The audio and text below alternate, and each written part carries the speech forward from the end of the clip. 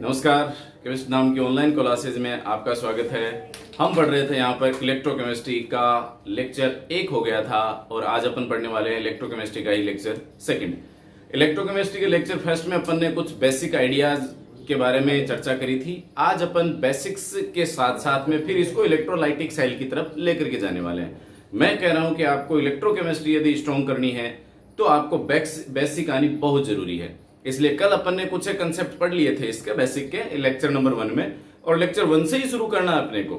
Electrochemistry जैसे GOC अपन पढ़ रहे हैं लेक्चर 1 से, वैसे ही इलेक्ट्रोकेमिस्ट्री भी लेक्चर 1 से ही शुरू करनी है। आज लेक्चर 1 के कल अपन चलते चलते चर्चा कर रहे थे रिडॉक्स रिएक्शन पर। तो अपन ने ये पढ़ा था कि भाई इलेक्ट्रिकल एनर्जी होती है, केमिकल एनर्जी होती है, जो इंटरकन्वर्जन है इन दोनों का वो होता है थ्रू रिडॉक्स रिएक्शन। तो रिडॉक्स रिएक्शन की अपन चर्चा कर रहे थे, इसी को आज आगे बढ़ाते हैं और रिडॉक्स रिएक्शन से ही इस पार्ट को आगे बढ़ा रहे हैं अपन। तो रिडॉक्स रिएक्शन को कल अपन ने पढ़ा था कि भाई रिडक्शन और ऑक्सीडेशन दोनों रिएक्शन को मर्ज करके बनी है रिडॉक्स रिएक्शन। इसका आरईडी लिया गया है, इसका ओएक्स लिया गया है, ठीक है। तो यहां रिडॉक्स रिएक्शन की अपन चर्चा कर रहे थे। ये रिएक्शन जरूरी क्यों है ये देखिए आप। मैं कह रहा हूं कि इस चैप्टर में अपन बार बार बोलेंगे एनोड और कैथोड। बहुत सारे बच्चों को कंफ्यूजन होता है कि कई बार अपन पॉजिटिव को एनोड बोल देते हैं और इस चैप्टर में आते हैं तो इलेक्ट्रोकेमिकल में नेगेटिव को इलेक्ट्रोड पॉजिटिव को एनोड बोल देते हैं, और इलेक्ट्रोकेमिकल सेल में जाते हैं तो नेगेटिव को इलेक्ट्रोड बोल देते हैं, ये एनोड बोल देते हैं। ऐसा ही कैथोड अपन बेसिकली नेगेटिव को कहते हैं, लेकिन इलेक्ट्रोकेमिकल सेल पढ़ेंगे उस स्थिति में अपन कैथोड पॉजिटिव को बोल देंगे। मतलब इसका चक्कर क्या रहा। तो ये सारी समस्याओं का समाधान हो जाने वाला है। यहां बेसिकली आपको एक चीज ध्यान रखनी है, एनोड वो at where oxidation reaction takes place, यानी जहां पर ऑक्सीकरण अभिक्रिया संपन्न होती है वह होता है एनोड। सीधी सीधी बात, no matter that cell is either electrolytic और इलेक्ट्रोकेमिकल, यानी कोई मतलब नहीं है कि सेल कैसा है, चाहे विद्युत अपघटनी सेल हो या विद्युत रासायनिक सेल हो, गैल्वेनिक सेल हो, डेनियल सेल हो, कोई मतलब नहीं है। हमें किसे एनोड कहना है? एनोड वो होगा जहां ऑक्सीडेशन होगा, और कैथोड वो होगा जहां रिडक्शन होगा। बिल्कुल बहुत महत्वपूर्ण जानकारी दे रहा हूं मैं आपको। एनोड वो जहां ऑक्सीडेशन हो, कैथोड वो जहां रिडक्शन हो। बिल्कुल मैं इसको प्रूव करने वाला हूं आपके सामने, और प्रूव करूंगा, लेकिन उससे पहले आपको यह पता हो कि भाई ऑक्सीडेशन और रिडक्शन अपन काउंट कैसे करें, कि इस स्पीसीज का ऑक्सीडेशन हो रहा है, इसका रिडक्शन हो रहा है। तो ऑक्सीडेशन और रिडक्शन के लिए मैंने आपको कल की क्लास में अपन चलते चलते चर्चा कर रहे थे कि ऑक्सीडेशन नंबर यदि इंक्रीज होता है तो ऑक्सीडेशन कहलाता है। यदि किसी स्पीसीज का ऑक्सीकरण अंक बढ़ता है तो अपन उसे ऑक्सीडेशन कहते हैं, और यदि घटता है तो उसे अपन रिडक्शन कहते हैं। अब बात ये रही साहब, ये ऑक्सीकरण अंक क्या है? Oxidation number. तो 11th क्लास में शुरू होता है अपना ये ऑक्सीडेशन नंबर। अपन निकालते हैं, इसकी फटाफट चर्चा करते हैं, और उसके बाद तुरंत बाद अपन एग्जांपल लेते हैं ऑक्सीडेशन का और रिडक्शन का। चुटकियों में आप बताओगे कि इसका ऑक्सीडेशन होगा, इसका रिडक्शन होगा, ये दावा है मेरा। लेक्चर को आप यहां से बिल्कुल सावधानी से देख लीजिए। इस लेक्चर के खत्म होते होते आपको जिंदगी में भी कभी भी ऑक्सीकरण और अपचयन अभिक्रियाओं में कभी समस्या नहीं होने वाली। तो देखिए अपन ले रहे हैं यहां पर ऑक्सीडेशन नंबर क्या होता है। ऑक्सीडेशन नंबर या ऑक्सीडेशन स्टेट, ऑक्सीकरण अंक या ऑक्सीकरण अवस्था, इसकी चर्चा कर रहे हैं अपन। देखिए ऑक्सीकरण अंक या ऑक्सीडेशन नंबर क्या होता है? बेसिकली क्या होता है, जो संयोजकता, परंपरागत रूप से जो नाम चला रहा था संयोजकता, यानी किसी भी स्पीसीज के संयोग करने की जो कैपेसिटी है उसे अपन संयोजकता कह रहे थे। कोई स्पीसीज 1 से जुड़ रहा है, कोई 2 से जुड़ रहा है। अब कई बार क्या होता है कि कोई अपना इलेक्ट्रॉन दे देता है, कई इलेक्ट्रॉन ग्रहण कर लेते हैं, तो फिर वहां पर देने के रूप में, ग्रहण करने के रूप में, तो वहां संयोजकता टर्म सही नहीं रहा। तो आजकल संयोजकता को रिप्लेस कर दिया गया है किससे? ऑक्सीडेशन नंबर से। यानी संयोजकता ही क्या है? ऑक्सीडेशन अवस्था है। लेकिन ऑक्सीकरण और संयोजकता में क्या फर्क है? ऑक्सीडेशन नंबर अपन 0 प्लस माइनस चलता है, ठीक है। संयोजकता में क्या है, चाहे कोई इलेक्ट्रॉन ले रहा है, चाहे दे रहा है, चाहे कितने से जुड़ रहा है, उसकी फिक्स वैल्यू है, वहां प्लस माइनस लगाने की अपने को जरूरत नहीं पड़ती। लेकिन ऑक्सीडेशन नंबर अपने को पूरी जानकारी देता है, इसलिए oxidation number is better compare to that of valency. इसलिए ऑक्सीडेशन नंबर को अपन ध्यान रखेंगे यहां पर। तो ऑक्सीडेशन नंबर मैं बताने जा रहा हूं कैसे अपन कैलकुलेट करते हैं, कैसे आइडेंटिफाई करते हैं। तो पहला पॉइंट मैं लिख रहा हूं कोई भी मॉलिक्यूल जो फ्री स्टेट में हो, फ्री स्टेट में कोई भी एटम हो या मॉलिक्यूल हो, फ्री स्टेट के अंदर कोई भी एटम या मॉलिक्यूल है, उसका ऑक्सीडेशन स्टेट है या ऑक्सीडेशन नंबर होती है वो होती है 0, फ्री अवस्था वाले की। जैसे सोडियम अकेला लिखा हुआ है, फ्री स्टेट में है, 0 ऑक्सीकरण है। पोटेशियम 0 है, Fe 0 है, H2 0 है, H2 free oxidation state, free state में है, स्थायी अवस्था में है ना भाई। यहां आपको Fe दिख रहा है, K दिख रहा है, Na दिख रहा है, आपको दिखे के रहे हैं, लेकिन इसका मतलब यहां का तो इनका तो पूरा स्केलेटन है। तो यहां पर H2 है, हाइड्रोजन हाइड्रोजन खुद ही तो है, एक ही मॉलिक्यूल है ना जो फ्री स्टेट में है। तो मैं कह रहा हूं फ्री स्टेट में चाहे एटम हो या मॉलिक्यूल हो, फ्री स्टेट में तो उसकी ऑक्सीडेशन स्टेट क्या होगी, 0 होगी। H2 की 0, O2 की 0, N2 की 0, क्लियर होगी बात, Cl2 की 0, ठीक है। ये फ्री स्टेट में ये ही हो अकेले तो इनकी 0 होती है। अब मैंने कह दिया कि भाई HCl के साथ में जुड़ गया तो यहां पर 2 अलग अलग स्पीसीज हो गई ना, तो इनकी ऑक्सीडेशन स्टेट अब 0 नहीं होगी। कैसे कैलकुलेट करेंगे, फ्री स्टेट में होमोन्यूक्लियर हो या फ्री स्टेट में कोई भी एटम हो या स्पीसीज कोई भी हो, उसकी ऑक्सीडेशन नंबर कितना होगा, 0 होगा, क्लियर है। अब लेते हैं अपन नंबर 2, सेकंड नंबर की अपन बात करें हाइड्रोजन की, या हाइड्रोजन को हटाइए, हाइड्रोजन को ले लेते हैं पहले। हाइड्रोजन की जो ऑक्सीडेशन स्टेट है वह -1 और +1 होती है। 0 तो H2 में है ही, हाइड्रोजन की ऑक्सीडेशन स्टेट -1 कब होगी, विद मेटल, मेटल के साथ में हाइड्राइड बनाता है भाई। मेटल धातु क्या होते हैं, जो इलेक्ट्रॉन त्यागने की प्रवृत्ति रखते हैं, यही मोस्टली पहचान यही है धातुओं की। तो मेटल क्या है, ये इलेक्ट्रॉन त्याग करेंगे तो हाइड्रोजन ग्रहण करके हाइड्राइड बना लेगा, तो ये मेटल हाइड्राइड बना लेंगे। जैसे कैल्शियम हाइड्राइड, यहां हाइड्रोजन की ऑक्सीडेशन स्टेट कितनी रहेगी, -1 की तरफ आएगी, +1। बाकी जो नॉन मेटल हैं उनके साथ में हाइड्रोजन किस रूप में आता है, +1 में। ध्यान रहे, बिल्कुल इजी है, ज्यादा समस्या वाली बात नहीं है। नॉन मेटल ऑक्सीजन के साथ में, नाइट्रोजन के साथ में NH3, ठीक है। तो इसमें हाइड्रोजन की ऑक्सीडेशन नंबर कितना होगा, +1। आपको -1 बहुत ही कम मिलना है, क्योंकि धातुओं के साथ में बहुत ही कम मिलेगा आपको, ये आपको मिलेगा कौन सा, +1 ही मिलेगा, क्लियर हो गई बात। फिर नंबर आते हैं 3 पे, थर्ड पे। कोई भी आयनिक स्पीसीज हो, आयनिक स्पीसीज का ऑक्सीडेशन नंबर वही होता है जितना कि उसके ऊपर चार्ज होता है। Oxidation number is directly is equals to charge. आयनिक स्पीसीज का जैसे Cl के ऊपर -1 लगा दिया तो इस पे ऑक्सीडेशन नंबर कितना हो गया, -1, क्लियर है। दूसरा H के ऊपर प्लस है, कितना है, +1 है। यहां ध्यान रहे, +1 -1 बोलना अपने को, ऐसा नहीं है एक ये एक ये एक, ऐसा नहीं, -1 +1, क्लियर है। Fe के ऊपर अपने लिखा 2+, तो ऑक्सीडेशन नंबर कितना होगा, 2। Cu के ऊपर लिखा 2+, तो ऑक्सीडेशन नंबर कितना हो गया, 2। तो आयनिक स्पीसीज जो भी लग रही है उसका ऑक्सीडेशन नंबर वही होता है जितना उसके ऊपर आयन होता है, चार्ज होता है, क्लियर हो गई बात। नेक्स्ट लेते हैं अपन चौथा, यहां से मिटा देता हूं, फ्री स्टेट वाले सारे नोट कर लेना आप। नेक्स्ट लेते हैं अपन, और ये लिखा मैंने जो 1s ब्लॉक है, हाइड्रोजन को छोड़ दीजिए, हाइड्रोजन के अलावा जो जितने भी बचे हुए हैं भाई, लिथियम है, पोटेशियम है, ये सारे के सारे क्या है, 1s है, जिसे अपन एल्कली मेटल्स कहते हैं, है ना।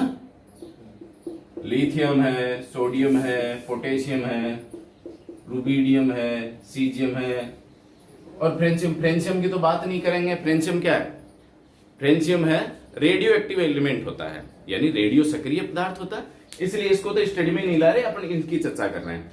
इन सभी की ऑक्सीडेशन स्टेट यदि किसी के साथ जुड़े हुए हैं तो इन सब की ऑक्सीडेशन स्टेट कितनी रहेगी, +1।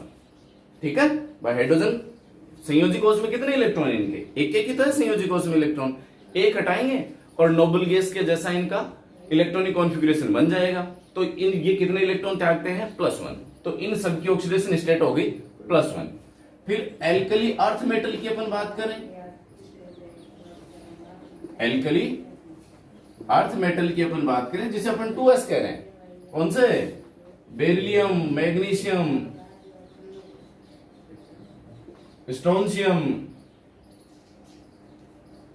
कैल्शियम, स्ट्रोंशियम, बेरियम, ये तो इनके ऊपर ऑक्सीडेशन स्टेट कितनी रहेगी, 2, क्योंकि इनके वैलेंसी जो वैलेंस है उसमें कितने इलेक्ट्रॉन है, 2 इलेक्ट्रॉन त्याग करके ये क्या बना लेते हैं, वही नोबल गैस के जैसा इलेक्ट्रॉनिक कॉन्फ़िगरेशन बना लेते हैं और मोस्ट स्टेबिलिटी की तरफ चले जाते हैं।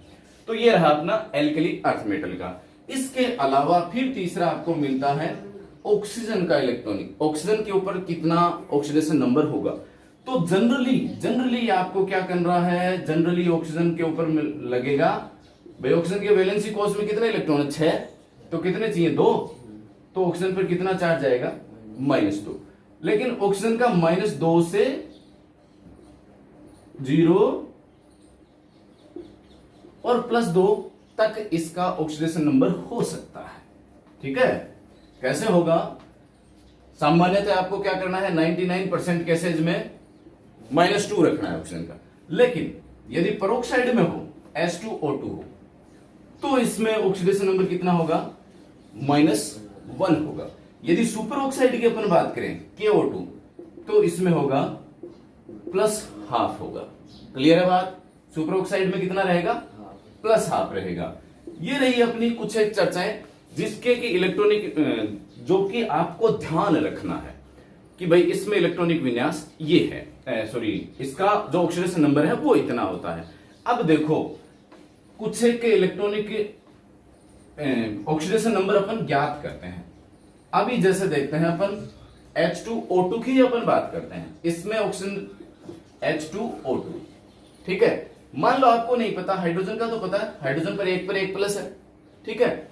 ऑक्सीजन पे अपने को निकालना है कि ऑक्सीजन का ऑक्सीडेशन नंबर कितना है। अपने को क्या करना है, सबसे पहले अपन क्या करेंगे, ये जो पूरा मॉलिक्यूल है इसमें जो पार्टिसिपेट कर रहे हैं हाइड्रोजन का और ऑक्सीजन पर, इन दोनों पे जो चार्ज आया है, इन दोनों के चार्ज का बीजगणितीय योग यहां लिखते हैं इस मॉलिक्यूल के ऊपर। H2O2 के ऊपर कुछ नहीं लिखा हुआ, इसका मतलब हाइड्रोजन पे जितना चार्ज है उतना ही ऑक्सीजन पे चार्ज होकर के दोनों संतुलित हो गए। यदि अपन ले SO4 2 नेगेटिव, इसका मतलब क्या हुआ, सल्फर और ऑक्सीजन का जो चार्ज है उसका बीजगणितीय योग करेंगे तो वो कितना बचेगा, -2 बचेगा। क्लियर है बात। तो यहां पर H2 और O2 की अपन बात करें तो हाइड्रोजन का अपने को पता है, एक हाइड्रोजन पर +1 होता है, तो 2 पे ये लिख दिया, 2 है, एक पर +1। ऑक्सीजन का अपने को पता नहीं है, ऑक्सीजन का कैलकुलेट करना ना अपने को, तो ऑक्सीजन को 2 है, एक ऑक्सीजन को मैंने x मान लिया, 2 है तो 2x हो गया, बराबर कुल चार्ज कितना है इसके ऊपर, 0। ठीक है, अब यहां ले प्लस के 2 + 2x = 0 और 2x = -2, x = -2/2 = -1। यही बताया मैंने। पेरोक्साइड में कितना होता है, -1। अब लेते हैं सुपर ऑक्साइड की अपन बात करें, KO2, तो K के ऊपर कितना, +1 + 2x, 2 है ना, एक पर x मान लिया और बराबर 0, तो 2x बराबर -1 हो गया, इधर गया तो -1 हुआ ना, तो x बराबर कितना हो गया, -1/2। तो x की वैल्यू कितनी आई, यहां प्लस लिख दिया, यहां माइनस। ठीक है, सुपर ऑक्साइड में कितना रहेगा, x की वैल्यू कितनी रहेगी, -½ इसका मतलब सुपर ऑक्साइड में ऑक्सीजन का ऑक्सीडेशन नंबर कितना रहेगा, -½ रहेगा। क्लियर। अब ले लेते हैं SO4 2 नेगेटिव को। बिल्कुल सिंपल है, ज्यादा टेंशन वाली बात नहीं। 11th में आप पढ़ गए हो, लेकिन 12th में इलेक्ट्रोकेमिस्ट्री पढ़ने के लिए अपने को ये बहुत जरूरी है, इसलिए मैं समराइज करवा रहा हूं वापस आपको। अब यहां सल्फर पे ऑक्सीडेशन नंबर अपने को निकालना है। जिसका ऑक्सीडेशन नंबर निकालना उसे क्या मानो, अक्स, इसे मान लिया अक्स, ठीक है। बीजगणित योग प्लस 4 ऑक्सीजन है, 1 पर कितना मानते हैं, -2, तो 4 पर -8 हो गया और बराबर बीजगणित योग कितना, -2, तो अक्स ये माइनस के 8 हो गए बराबर -2, अक्स बराबर +8 -2 कितना हो गया, प्लस का 6, तो सल्फर का ऑक्सीडेशन नंबर कितना आया, +6 आ गया। क्लियर हो गई बात, निकाल लोगे, नहीं होगी ना कोई समस्या। चलिए 2 एग्जांपल और देता हूं और उसके बाद सीधा लेके चलता हूं आपको ऑक्सीडेशन और रिडक्शन के ऊपर। इससे ज्यादा आसान तरीका आपको ऑक्सीडेशन और रिडक्शन का नहीं मिलेगा। लेते हैं अपन KMnO4, KMnO4 ले या MnO4 ले, नेगेटिव, ठीक है। दोनों को देखते हैं एक साथ। पोटेशियम का Mn पे निकालना है, मान लीजिए Mn पे निकालना है, पोटेशियम का कितना, +1, प्लस Mn का मान लिया अपन ने अक्स प्लस 4, 1 ऑक्सीजन पर -2 बराबर 0 हो गया भाई, लिया 1 प्लस अक्स -8 बराबर 0, कितना रहा, 7, क्लियर है ना। तो इस पर ऑक्सीडेशन नंबर कितना आया, 7। यहां लो आप Mn पे कितना, अक्स प्लस 4, 1 ऑक्सीजन पर -2 बराबर -1, ठीक है। अक्स -8 इक्वल टू -1, अक्स बराबर -1 प्लस 8 कितना रहा, +7, कर लोगे ना, सही है। तो इस प्रकार से अपन इनका ऑक्सीकरण अंक निकाल लेंगे। अब लेते हैं इसको, मैं बढ़ाता हूं आगे और आगे लेके चलता हूं मैं कि किसी भी रिएक्शन, कोई भी रिएक्शन दी गई हो तो उसमें कैसे आइडेंटिफाई करेंगे कि इसका ऑक्सीकरण हो रहा है, इसका अपचयन हो रहा है। बहुत सिंपल तरीके से बताने वाला हूं, बिल्कुल भी नहीं घबराना है। साथ ही साथ मैं आपको बताऊंगा कि इन अभिक्रियाओं को संतुलित कैसे करेंगे, लेकिन वो मैं बताऊंगा जब चैप्टर बहुत आगे चला जाएगा और इलेक्ट्रोकेमिकल रिएक्शन जहां अपन पढ़ेंगे उस वहां पर मैं आपको बताने वाला हूं। अभी केवल ऑक्सीडेशन और रिडक्शन सीखेगा। लीजिए सबसे सिंपल एग्जांपल मैं शुरू कर रहा हूं। बहुत बार आप लोगों ने पढ़ा ZnCuSO4 ZnSO4 प्लस Cu, बहुत पढ़ा है, ठीक है। और 10th क्लास में पढ़ा अपन ने, 10th में भी है, 11th में भी है, 12th में भी है। अब मैं क्या कह रहा हूं, ध्यान दीजिए, ऑक्सीडेशन नंबर यदि इंक्रीज होगा या बढ़ेगा तब तो होगा उसका ऑक्सीकरण, और ऑक्सीडेशन नंबर या ऑक्सीडेशन स्टेट यदि घटेगी तब होगा उसका रिडक्शन, अपचयन। क्लियर हो गई बात। अब मैंने यहां लिखा, ये याद कीजिए, सबसे पहले क्या करेंगे, जो भी रिएक्शन है उसके ऊपर जो भी एलिमेंट दिए हुए उनके ऑक्सीडेशन नंबर लिख दो। Zn फ्री स्टेट में अकेला ऑक्सीकरण कितना, 0। CuSO4 पे अपने को पता है -2 होता है डायरेक्ट, तो Cu पर कितना हो गया, +2। यहां SO4 पर वापस -2 होता है तो Zn पर +2, और इस Cu पर फ्री स्टेट में है ना 0। क्लियर है। अब Zn देखो रिएक्शन में, Zn किस में बदला, इसमें बदला ना। Zn का पहले ऑक्सीकरण कितना, 0, अब कितना हो गया, बढ़ा के घटा, बढ़ा तो क्या हो गया, ऑक्सीडेशन, ठीक है। फिर Cu 2+ से कहां गया, बढ़ा के घटा तो क्या हो गया, रिडक्शन। बहुत सिंपल है, बिल्कुल आसान है ना। चलिए आगे लीजिए, Zn प्लस HCl, ठीक है, 2 मोल ले लेते हैं, ZnCl2 प्लस H2, ठीक।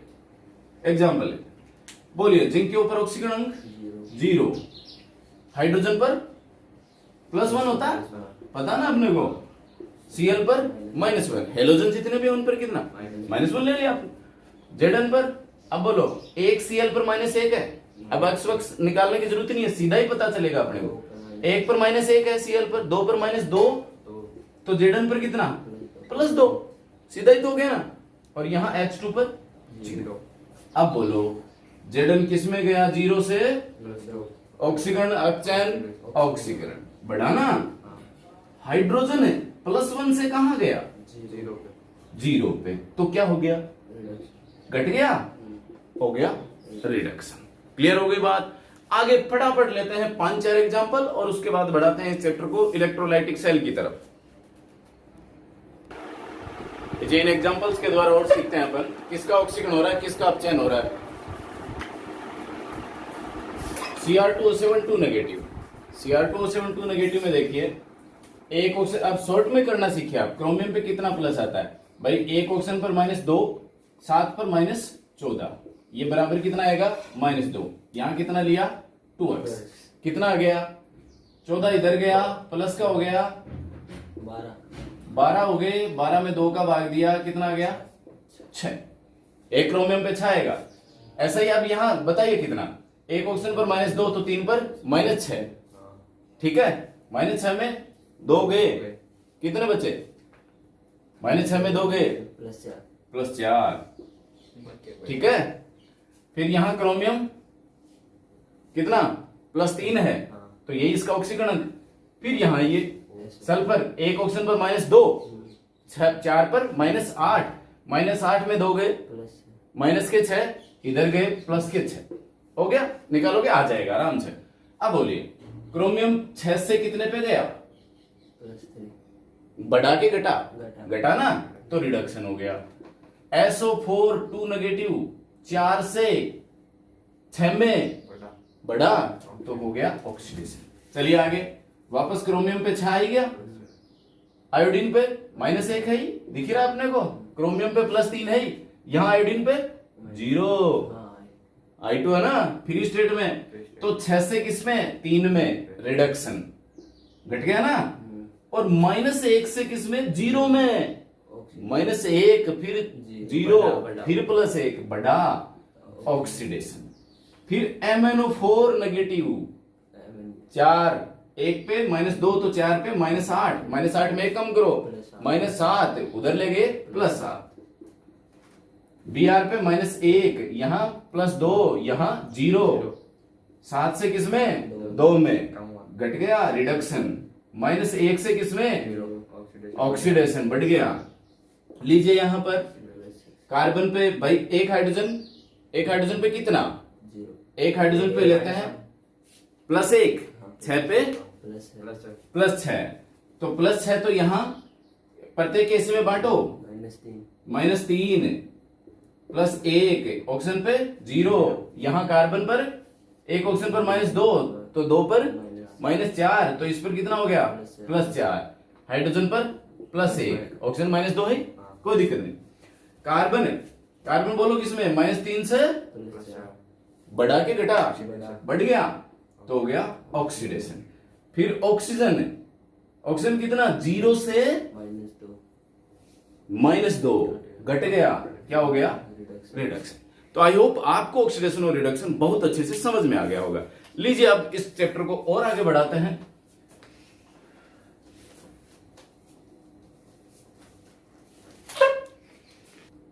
अब देखिए ये जो मैंने ऑक्सीडेशन और रिडक्शन बताया है ये आपको कैसे काम में आने वाला है, ये बता करके सीधा मैं चैप्टर शुरू करूंगा। लेकिन पहले यहां देख लीजिएगा एक बार, जैसे अपन इलेक्ट्रोलाइटिक सेल की अपन बात करें, इलेक्ट्रोलाइटिक सेल में मैंने कोई कंटेनर बनाया। अब इस कंटेनर में मैंने क्या डाला है, NaCl मोल्टन फॉर्म में डाला है। मोल्टन फॉर्म क्या होती है, मोल्टन फॉर्म होती है कि भाई किसी भी कंपाउंड को इतना टेम्परेचर दे दिया जाए कि वह गलित अवस्था में आ जाए, तो उसको अपन कह रहे हैं कि भाई ये गलित जो अवस्था है ये कहलाती है मोल्टन फॉर्म, गलित अवस्था जिसकी अपन बात करें। एक होता है एक्वस अलग है और मोल्टन फॉर्म अलग है। एक्वस का मतलब क्या है, NaCl + H2O घुला हुआ, ठीक है, और एक मोल्टन फॉर्म अलग है, दोनों अलग अलग चीजें हैं। तो यहां पर अपने को क्या करना है, बिल्कुल ध्यान रखना अपने को कि कब तो एक्वस मीडियम डाला हुआ है, कब मोल्टन है, ये खास चीजें हैं अपने इलेक्ट्रोकेमिस्ट्री में। एक भी गड़बड़ हुई ना कि H2O अपने डाल दिया, नहीं डालना था, तो प्रोडक्ट कुछ और ही बन जाएगा। इसलिए मैं विशेष आपको समझा रहा हूं कि भाई आप बिल्कुल एक एक चीज को बारीकी से आप समझिए, क्योंकि बेसिक आज कंप्लीट है। आज तो मैं चैप्टर में ही प्रवेश कर जाने वाला हूं, इलेक्ट्रोलाइटिक सेल में प्रवेश कर रहा हूं मैं भी। तो यहां पर देखिएगा, मैंने यहां कोई कंटेनर लिया, इस कंटेनर में मैंने क्या डाला है, मैंने डाला है NaCl, और वो भी किस फॉर्म में है, मोल्टन फॉर्म में। केवल Na है और Cl, यानी यहां कौन से आयन है, Na पॉजिटिव और Cl नेगेटिव आयन है, क्लियर है। अब मैंने क्या किया, इलेक्ट्रोलाइटिक सेल क्या होते हैं? इलेक्ट्रोलाइटिक सेल वो होते हैं जो इलेक्ट्रिकल एनर्जी को केमिकल एनर्जी में कन्वर्ट करते हैं। तो यहां पर मैंने क्या किया है, इसके बाहर इसका कनेक्शन कर दिया बैटरी से। ठीक है सर, बड़ी वाली रेखा पॉजिटिव की तरफ, छोटी वाली रेखा नेगेटिव की तरफ, ये हो गया। अब पॉजिटिव को आप कह रहे हो एनोड, कंसेप्ट क्लियर कर दूंगा आपका, दावा करता हूं आपका, जो पॉजिटिव और नेगेटिव को लेकर आप कंफ्यूज होते हो वो कंफ्यूजन खत्म करने वाला हूं, इसलिए मैं कह रहा हूं आप यहां विशेष ध्यान से देखिए। पॉजिटिव को आप कह रहे हो एनोड, नेगेटिव को आप कह रहे हो कैथोड। ये कहानी तो आप केवल 10वीं तक ही चलाओ, 10th तक आप चलाओ कि जिस पे पॉजिटिव है वो एनोड, जिस पर नेगेटिव है वो कैथोड है। साइंटिफिक लैंग्वेज अपनी क्या कह रही है कि पॉजिटिव है वो एनोड नहीं है, एनोड वो है जहां ऑक्सीडेशन हो रहा है। यही कहा मैंने, पॉजिटिव को लेकर आप एनोड के पीछे मत जाओ, ये पॉजिटिव और नेगेटिव तो चेंज होता रहता है। यहां किसके पीछे जाना है? ऑक्सीडेशन के पीछे। यदि किसी भी प्लेस के ऊपर ऑक्सीडेशन हो रहा है तो ऑक्सीडेशन वाला जो रोड है वह इलेक्ट्रोड जो है वह एनोड कहलाता है। ठीक है, तो आज से अपनी ये परंपरा बदले अपन कि भाई किसे कहते हैं अपन, एनोड किसे कहेंगे? पॉजिटिव वाले को नहीं कहेंगे। एनोड किसे कहेंगे? जिस पर ऑक्सीडेशन हो रहा है उसे अपन एनोड कहेंगे, और जिस पर रिडक्शन हो रहा है उसे अपन कैथोड कहेंगे। अब बैटरीज वगैरह में आप कहते हो एनोड ऊपर प्लस की तरफ है, माइनस है, इस प्रकार का, तो वो देखिए सेल अलग अलग होंगे। अब आप कोई कहे कि भाई नहीं पॉजिटिव नेगेटिव वे में बताओ, तो आपको पूछना पड़ेगा कि भाई किस सेल के लिए बताऊं, इलेक्ट्रोलाइटिक के लिए बताऊं या इलेक्ट्रोकेमिकल के लिए बताऊं, फिर उसमें अलग अलग हो जाता है। इसलिए इसमें कंफ्यूज ही नहीं होना अपने को। एनोड वो जहां ऑक्सीडेशन हो, प्रूव करूंगा मैं आपको, यहां प्रूव करके दिखा रहा हूं। देखिए यहां क्या होता है, जैसे ही आपने पॉजिटिव और नेगेटिव लगाया, पॉजिटिव वाले को मैंने एनोड लिखा, क्यों लिखा है? कारण है। यहां अपन ने क्या किया भाई, इस के ऊपर जो पॉजिटिव टर्मिनल है, पॉजिटिव टर्मिनल है ना बैटरी का, इस बैटरी के पॉजिटिव टर्मिनल पर कौन सी रिएक्शन हो रही है इस इलेक्ट्रोड के ऊपर? भाई ये पॉजिटिवली चार्ज है और ये नेगेटिवली चार्ज है। तो यहां क्या रहेगा, यहां विद्युत धारा की दिशा ये है, लेकिन इलेक्ट्रॉन फ्लो की दिशा विपरीत होगी, यानी इलेक्ट्रॉन फ्लो से बिल्कुल विपरीत बहती है विद्युत धारा की दिशा। डायरेक्शन अपन ऑपोजिट दिखाते हैं। इसका मतलब ये हो गया कि यहां इलेक्ट्रॉन डेफिशिएंट हो गया, इधर से इलेक्ट्रॉन खींच लिए गए और इधर इलेक्ट्रॉन डेंसिटी बढ़ गई है, यही रहा ना। तो ये तो हो गया नेगेटिवली चार्ज और ये हो गया पॉजिटिवली। पॉजिटिव वाले चार्ज के ऊपर कौन आएगा? Cl नेगेटिव आएगा। क्लियर है बात? और नेगेटिव वाले पे कौन जाएगा? Na पॉजिटिव, ये रहेगा ना। अब यहां देखो, यहां पॉजिटिव टर्मिनल के ऊपर कौन सी रिएक्शन हो रही है? मैं नहीं कह रहा कि यहां एनोड हो रहा है कि कैथोड है। पॉजिटिव टर्मिनल ये है, इसके ऊपर कौन आएगा? Cl, यही आएगा ना। तो Cl नेगेटिव आया, इसने क्या किया, यहां अपना एक इलेक्ट्रॉन त्यागा और एक इलेक्ट्रॉन त्याग करके किस में बदल गया? Cl प्लस इलेक्ट्रॉन, यही रहा ना, Cl प्लस इलेक्ट्रॉन। अब मैं इसको स्टेबिलिटी के फॉर्म में लिखूं तो जैसे स्टोइकियोमेट्रिक अनुपात के रूप में लिखूं तो हाफ कर देता हूं इसको, हाफ Cl2 स्टेबिलिटी होती है ना, या इसे Cl2 ही रख रहे हो तो 2 Cl नेगेटिव कर लो, इतना ही तो ना भाई, स्टोइकियोमेट्रिक रेशियो में आ जाएगा ये कोई मैटर नहीं कर रहा। अब यहां पर आप देखिए, बिल्कुल पॉजिटिव टर्मिनल पे हो रही है ये रिएक्शन, पॉजिटिव धनात्मक पे कौन आ रहा है? नेगेटिव आ रहा है। अब यहां देखो, जो मैंने कंसेप्ट बताया वो लगाओ कि यहां ऑक्सीकरण हो रहा है कि अपचयन हो रहा है, रिडक्शन के ऑक्सीडेशन। इसका ऑक्सीडेशन नंबर कितना? -1, और इसका 0, Cl2 का 0, -1 से किस में गया? ऑक्सीडेशन नंबर बढ़ा के घटा? बढ़ गया तो क्या हो गया? ऑक्सीडेशन। क्लियर हो गई बात? नहीं पढ़ना ना पतड़े में। ऑक्सीडेशन कौन सा? एनोड कौन सा? एनोड वो जिस पर ऑक्सीकरण होता। क्लियर है बात? अब आइए आप नेगेटिव टर्मिनल की बात करें अपन, तो नेगेटिव टर्मिनल पे क्या हो रहा है? नेगेटिव टर्मिनल पे जो पॉजिटिव है वो जाकर के जमा होगा। तो पॉजिटिव ये रहा, सोडियम आयन पॉजिटिव प्लस। अब इसने क्या किया, यहां आएगा, इलेक्ट्रॉन एक्सेप्ट करेगा, इलेक्ट्रॉन एक्वायर करेगा और क्या बनाएगा? Na, ये रहा ना। अब यहां इसने इलेक्ट्रॉन ग्रहण किया और ये बन गया सब। तो पहले आप देखिए ऑक्सीडेशन नंबर कितना इसका? +1 और बाद में यहां +1 ये 0, ऑक्सीडेशन नंबर घटा, रिडक्शन हुआ, और रिडक्शन होने को अपन क्या कह रहे हैं? कैथोड कह रहे हैं। तो ये हो गया कैथोड। कहानी वही, लेकिन देखने का तरीका अलग अलग। अपन ने एनोड के पीछे पड़े रहे तब अपने को चार्ज नहीं दिखेगा, ऑक्सीडेशन चार्ज दिखेगा एनोड के पीछे, लेकिन रिएक्शन नहीं दिखेगी कि ये ऑक्सीडेशन है कि रिडक्शन है। इसलिए किसके पीछे रहना है? रिएक्शन के पीछे रहना है कि रिएक्शन यदि ऑक्सीडेशन में है तो वो एनोड है, रिएक्शन यदि रिडक्शन में है तो वो कैथोड है। क्लियर हो गई बात? अब लीजिए, कल जिसका मैं उत्तर दूंगा, लेकिन वो प्रश्न आज है आपके लिए, और वो प्रश्न ये है, NaCl ही है इसके अंदर, लेकिन अब ये मोल्टन फॉर्म में नहीं है। अब ये मोल्टन फॉर्म में नहीं है। NaCl प्लस H2O, जल भी डाल दिया मैंने इसके अंदर। NaCl में मैंने क्या डाल दिया है? जल। और यहां पर यह बहुत ज्यादा डाइल्यूट बना दिया मैंने इसको, बहुत ज्यादा डाइल्यूट है। आपके लिए प्रश्न है जो कि इसका आंसर मैं आपको कल की क्लास में दूंगा। मुझे आप ये बताएंगे, मैंने NaCl डाला है इसके अंदर, NaCl प्लस वाटर है, वाटर बहुत ज्यादा मात्रा में, यानी डाइल्यूट सॉल्यूशन बन गया, ये नमक का डाइल्यूट सॉल्यूशन बन गया। अब नमक का डाइल्यूट सॉल्यूशन डालने के पर एनोड पे क्या प्राप्त होगा और कैथोड के ऊपर क्या प्राप्त होगा? बहुत अभिक्रियाओं, बहुत सारे एग्जाम्स में पूछा जाता है कि अपन ने लिया, जैसे सोडियम सल्फेट ले लिया, Na2SO4 का एक्वस है, एक्वस सॉल्यूशन लिया और इसका इलेक्ट्रोलाइट करवाया, तो एनोड पर क्या प्राप्त होगा, कैथोड पर क्या प्राप्त होगा? ठीक है, तो ये आपके लिए एक क्वेश्चन है जिसका आंसर आपको लेक्चर नंबर 3 में मिलने वाला है। तो लीजिए, हम प्रवेश कर गए हैं अपने इलेक्ट्रोकेमिस्ट्री के चैप्टर में, जिसमें अपन ने पढ़ा है, एक सिंपल आइडियाज पढ़े हैं अपन ने, बेसिक्स पढ़ी है, और इलेक्ट्रोलाइटिक सेल का थोड़ा सा आउटलाइन पढ़ा अपन ने NaCl के एग्जाम्पल के द्वारा, और एक छोटा सा क्वेश्चन मैंने आपके लिए रखा है। आप यदि हल कर लो तो इसे कमेंट बॉक्स में आप जरूर लिख दें। कल अपन प्रवेश करने वाले हैं, इसमें पूरी तरह से डूबने वाले हैं इलेक्ट्रोकेमिस्ट्री में, और अपन पढ़ेंगे कंडक्टिविटी, पढ़ेंगे टाइप्स ऑफ इलेक्ट्रोलाइट्स पढ़ेंगे, और साथ ही साथ चर्चा करेंगे अपन इलेक्ट्रोलाइट्स पर, और उसके बाद चलेंगे अपन फैराडे के रूल्स की तरफ। लेकिन बने रहिए आप, इलेक्ट्रोकेमिस्ट्री आप लेक्चर नंबर 1 से शुरू कीजिए, अंत तक आपको बहुत मजा आने वाला है, और सारी जो इलेक्ट्रोकेमिस्ट्री है वो बहुत अच्छी और स्ट्रांग हो जाने वाली है आपकी। तो मिलते हैं कल के लेक्चर में, तब तक के लिए जय हिंद, जय भारत।